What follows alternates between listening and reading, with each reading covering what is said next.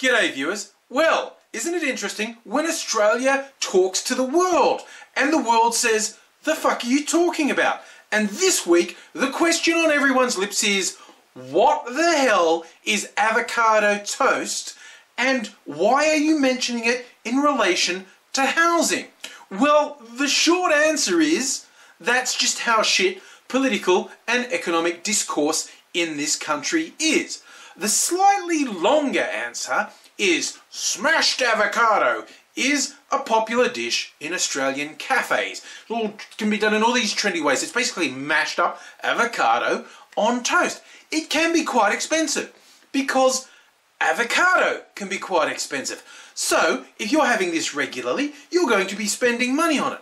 Now, the leap goes from that to virtually any discussion by politicians, all those wise right-wing economist types, about why younger people are being totally fucked over economically in Australia and the rest of the world at the moment. And they go, oh, it's because you spend your money on frivolous things. You Generation Y, you all think you're going to be Kardashians. I see you Instagramming your smashed avocado on toast. Oh, you've got to stop doing that. And this has gone from being a metaphor to a thing that is literally trotted out. It seems like on an almost weekly basis. Someone who thinks they're making a point says, well, you know what? Here's a young person buying their third property. The reason you haven't is not because of decades of government policy that make it a good economic deal for a foreign investor to buy a property and then have no one live in it, or offer more incentive for an investor to buy their fifth investment property than for a younger person to buy their first property that they want to live in. No. It's not those economic policies that have moved the price of a house further and further and further away from someone's wage earning capacity over the last couple of decades. No, it's that you're frivolous with money. This week some complete fucking idiot goes like, oh, well, I'm a self-made man. I don't spend money going on trips or having avocado on toast or all these expensive coffees. No, I knuckled down and worked hard. And why? If it wasn't for the $40,000 my grandfather gave me, or the deal I got from a boss, or basically that I just come from a hyper-privileged background where it's not possible for me to fail because I'd be bailed out if I did. You know, it's only those things and my hard work. Think of it. Look, I'm not even saying this guy didn't do some hard work, but I am fucking sick of these ridiculous fucking media articles going, well, young people, stop complaining. Here's a young person making their way in the world with good old-fashioned grit, and it is always, without exception, somebody from an incredibly privileged background. And they're either usually literally being bankrolled by family members, or they've got so many connections and so much backup that it doesn't matter if what they're doing completely fails.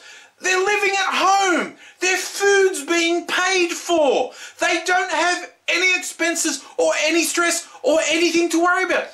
These are the same fucking people who go, you know what you should do?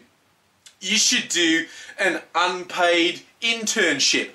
That way you get a job, except 90+% of these people who offer internships never offer a real job, and it's just exploitation. And the fuckers who take internships don't need the money. They're going, I'm doing this unpaid work for the opportunity. To which other people are going, yeah, you know, that's awesome. But this week I'm focused on the opportunity to fucking eat. I need some money.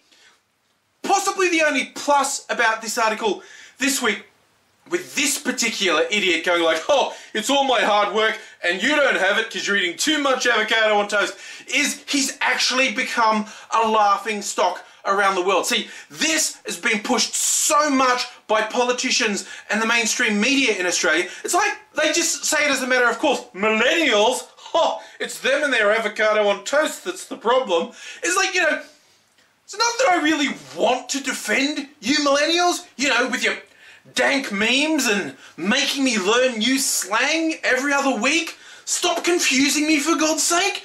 But when ridiculous bullshit like this is passed off as accepted wisdom, it's like this big wake-up call. They've been spouting this shit for so long.